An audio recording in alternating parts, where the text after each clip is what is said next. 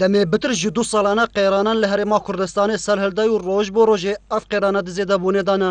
نەچارەسەرکردنا ئەوان قەیرانە دزەڤرتەوێ چەندێک و لایەنێن سیاسی لە هەرێما کوردستانی هەتانەها بجددی لەسەر مێزێ گفتوگۆیە نەڕوونشتینەوە ji بۆ چارەسەرکردنا قەیرانان واگۆ چاودێرێکی سیاسی دەبێژێت قەیرانە سیاسی بووە ئەگەرێوێ چەندێک و قەیرانên دارایی و دەهان قەیرانên دی لە کوردستانê سەرهەڵدان. روج بروجه قناقه ام برفند و چین کجاله کو دپیت وی ام زبر نقطه اولی هي خلاص سرکی کو پیت وی دامازراندرا دولت که مؤسساتی بیتن لشکر و سامان وی ملتی بتسمع اساسا مستقل حتی وی قاوه دا امشین کو والا یعنی حزبی کو کشینت مسئله دادگاه حکومی دا کو بنسی برا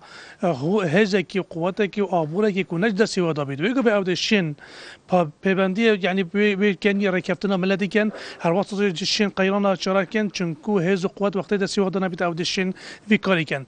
جلایکی دی برای جامعان پارێزگاها دوکه دن دیارکردن کو هبونا ناکوکیان نته گشتنوان دیسان بکار اینانا برجواندین حزبیاتی و تاکه کسی کارتکردن که خراب لسر جیانا ولاتیان کریه.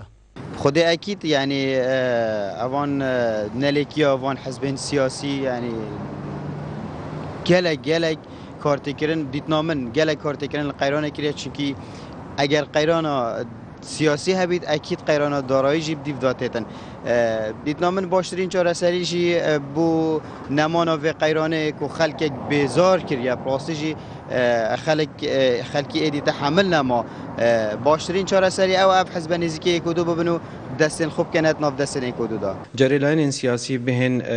سر رنشتنه کل هف رابکن و خواندنه کل سر درست کردن قیران آیا قیران چه درست بونه هوکارن درست بونه قیران پیدا بونه قیران چارەسەری رک چارەسەریان قیران بهن شروع کن و دراسل سرچن نبکن بتر یه برین قیران قول کنه و هفرکیان واد کن که ایدی خلک هرما کردستان برگریا اوان قیران نگریتن دلیوک ابو هرما کردستان هاتی که برف قناغه که دیتر چن اگر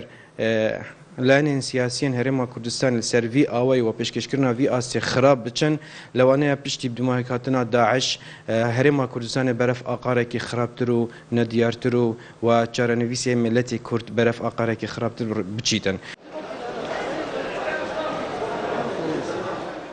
نەچارەسەرکردنا قەیرانە سیاسی لە هەرێما کوردستانê ji ber wê hevrekiya di navbera partên siyasî de bûye agirêvê çendê ku bi dehan qêran lê herêma Kurdistanê peyda bin. Wan qêrana jî îrowelatiyên herêma Kurdistanê bêzar kirîne. Lawra çavdêrên siyasî û rojnamevanên parêzgeha Duhokê dibêjin dakarrêke ji bo çareseriya evan qêrana rûniştineke di navbera partên siyasî de û berjewendiya hizbiyatî bidina aliyekî bitinê berjewendiya giştî kar li ser bikin. Ekrem Derviş, Kanalê Badînan Saat, Duhok.